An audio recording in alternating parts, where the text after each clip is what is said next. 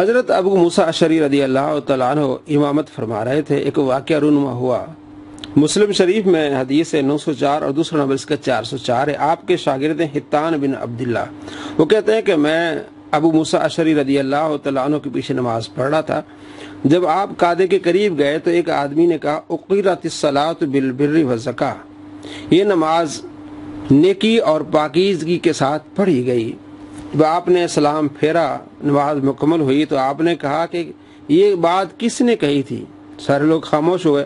پھر آپ نے پوچھا کہ یہ بات کس نے کہی؟ سارے لوگ خاموش ہو گئے۔ دوسری مرتبہ آپ نے پوچھا کہ یہ بات کس نے کہی ہے؟ لوگ خاموش رہے۔ پھر میری طرف اشارہ کیا، کہا کہ تم نے کہا؟ میں نے کہا نہیں، میں نے نہیں کہا۔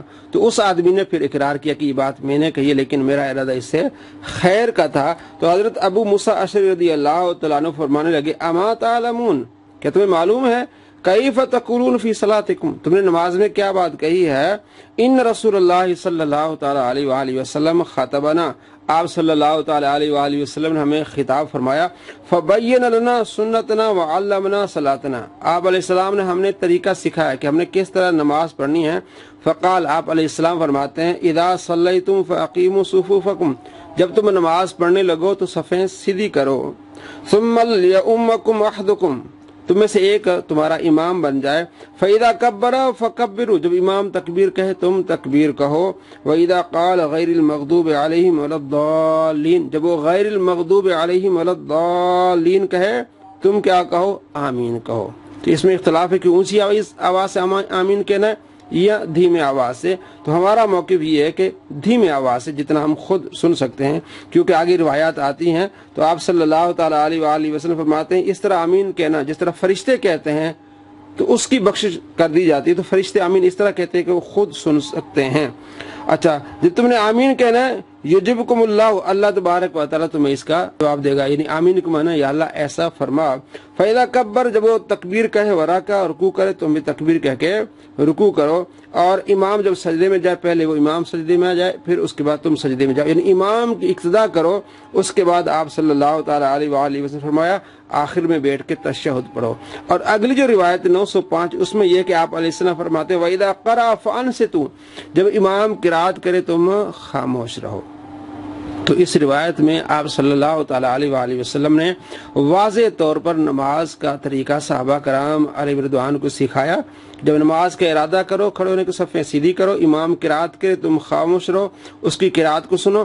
پہلے امام رکوع میں جائے اس کے بعد تم جاؤ، اور پھر امام پہلے سجدے میں جائے اس کے بعد تم سجدے میں آؤ۔ ایک روایت میں جو جلدی کرتا ہے، امام سے پہلے سجدہ کرتا ہے، پہلے رکوع میں چلا جاتا ہے، وہ اس بات سے نہیں ڈرتا کہ اس کا چہرہ گدھے کی طرح کر دیا جائے، او کما قال علیہ الصلوۃ والسلام۔ تو یہ معلوم ہوا کہ نبی صلی اللہ تعالی علیہ وآلہ وسلم نے نماز کا طریقہ سکھایا ہے صحابہ کرام علیہ رضوان کو، اور یہ بتایا کہ جب امام قرات کرے تم خاموش رہو۔ اور 922 نمبر مسلم میں حدیث ہے، حضرت ابو ہریرہ رضی اللہ تعالیٰ کہتے ہیں کہ آپ علیہ السلام نے فرمایا جب امام قرات کرے تم خاموش رہو۔ 313 نمبر روایت ترمذی میں جابر کہتے ہیں کہ جب تم نماز پڑھو تو اس میں سورہ فاتحہ کی تلاوت کرو، لیکن جب امام کے پیچھے ہو تو پھر آپ نے خاموش رہنا ہے اور قرات نہیں کرنی، سورہ فاتحہ نہیں پڑھنی، بلکہ امام کی قرات کو سننا ہے۔ 1298 نمبر روایت ہے مسلم میں، حضرت زید بن ثابت سے پوچھا گیا، ان کے شاگرد نے پوچھا کہ جب امام کے پیچھے ہو تو قرات کرنی چاہیے؟ فرمایا لا شیء، امام کے پیچھے آپ نے کچھ نہیں پڑھنا۔